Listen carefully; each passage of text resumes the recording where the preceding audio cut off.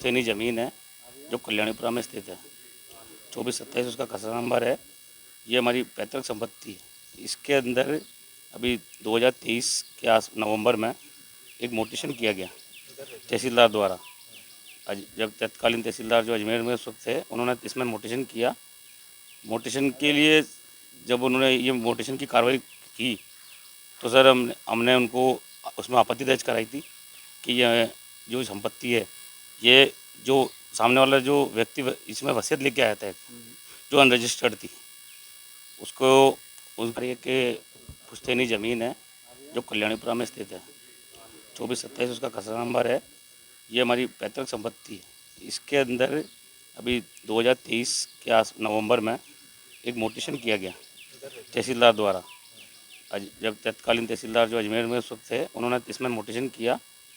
मोटिशन के लिए जब उन्होंने ये मोटिशन की कार्रवाई की तो सर हमने उनको उसमें आपत्ति दर्ज कराई थी कि यह जो संपत्ति है, ये जो सामने वाला जो व्यक्ति इसमें वसीयत लेके आया था, जो अनरजिस्टर्ड थी, उसको उसके ऊपर आपत्ति हमने दर्ज कराई थी कि ये वसीयत असल में हमारे पिताजी द्वारा की हुई नहीं है और इसमें आप जांच करें। लेकिन उन्होंने उसमें फिर भी इसमें नामांकन कर दिया। उसके बाद में हमने से आगे कलेक्टर को और रेवेन्यू बोर्ड को इसमें शिकायत की थी।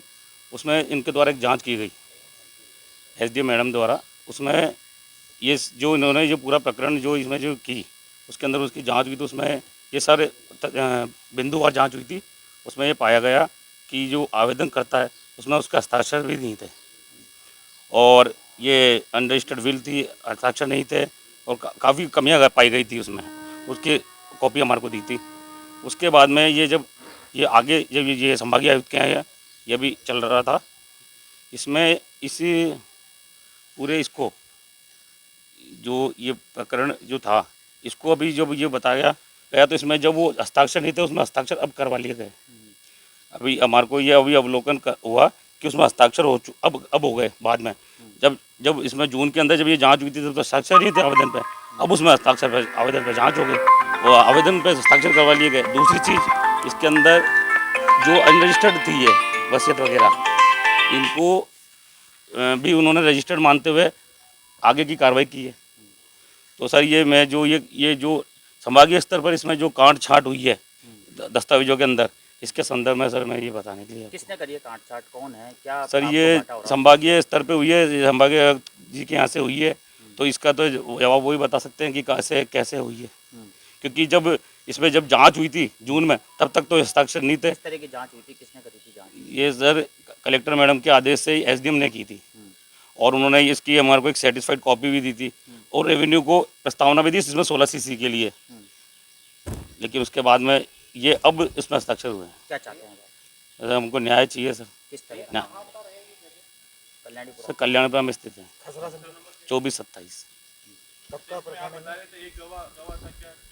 इसमें सर जो गवाह है, जो इसमें जिसकी गवाही के आधार पर ये कार्य किया गया सर, उसने भी गवाह ने पहले इसमें अपने पिताजी का नाम उस डॉक्यूमेंट में हरजी गुजर लिखा हुआ आया।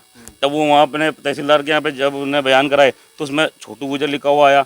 तब उसने अपने आधार कार्ड दिया तो उसमें उसका बोधू गुजर लिखा हुआ आया। हमने इसकी भी वो कहा था, तहसीलदार साहब को आपत्ति की थी कि सर इसके पिताजी की वो ही नहीं हो पा रही है, तीन अभी तक इसने नाम बता दिया। तो उसका भी इन्होंने वो एक शपथ पत्र लगा करके आगे की कार्रवाई कर दी। जमीन किससे ली थी आपने? जमीन सर ये हमारी पुरखों की पुरानी चलती आ रही है विरासत में। कितना टाइम हो गया इस चीज़ को, मतलब आपके जब पिताजी थे तब उन्होंने हमारे पिताजी अभी 2022 में अगस्त में ही उनका देहांत हुआ, उसके बाद ये कार्रवाई चालू हुई है। तब तक वो ज़मीन हमारे पिताजी के उसमें थी और इसमें जो पटवारी ने भी जो जांच बनाई, पटवारी मौका रिपोर्ट, उसमें भूमि को रिक्त बताया। उसके 15 दिन बाद में वापस दोबारा जांच कराई, वो दोबारा उन्होंने इसकी वो कराई कि इसकी वापस से वो करी मौका रिपोर्ट, उसमें उसको भरा हुआ बता दिया ज़मीन की भरी हुई है। जमीन कितनी है? 1 बीघा ज़मीन है सर। तो आपने इसके जो आपके खिलाफ ये जो घटनाक्रम हुआ है, इसके खिलाफ आपने कहीं शिकायत की है? जगह शिकायत करी हमने, इसमें कलेक्टर साहब को, रेवेन्यू बोर्ड को, सिविल लाइन थाने को भी हमने शिकायत दी। इसमें सिविल के अंदर भी गए हम सब जगह से कार्रवाई हो रही है सर। लेकिन अभी तक कौन है पर्सन जिसके लिए ये कार्रवाई की जा रही है? सर ये कोई बता रहा है जमीन को। सर ये